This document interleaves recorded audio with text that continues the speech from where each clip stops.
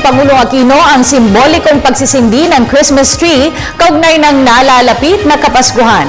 Kasama ang mga miyembro ng gabinete at kawani na Malacanang, sama-samang sinaksihan ng pag-ilaw sa Christmas tree na 6.6 meters. Sa talumpati ng Pangulo, sinabi nito na ang Pasko ay pagdiriwang ng pagsilang ng tagapagligtas ng sangkatauhan na si Hesukristo at hindi ang pagiging maluho.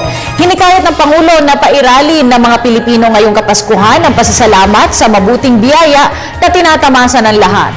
Magsilbian niyang tanglaw ang liwanag ng Christmas tree na magtuloy na ang pagbangon ng bansa tungo sa tamang landas. Isaan niya sa pinakamahalagang magiging regalo ng bawat Pilipino sa bansa ay ang pagkakaloob ng mabubuting gawain.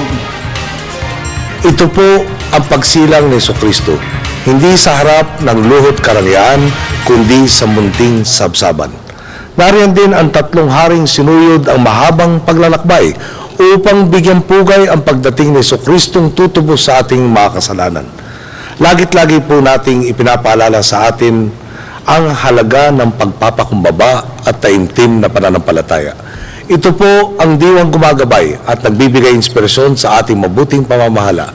Narito ang ating gobyerno upang paglingkuran ang nangangailangan at hindi pagkarian. Ano man pong hirap na mga pagsubok ang ating pinagdaanan, lalampasan natin dahil sa pakikibalikat ng masisipag na kawani ng Office of the President. Kayo po ang frontliner sa pagtataguyod ng pagbabago at nagbubunsod ng pag-asa at higit na pagkakataon para sa mas nakakarami.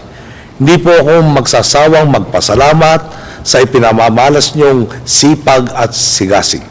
Kaya nga po, kung may problema basta't hindi tungkol sa love life, bukas po ang pinto ko.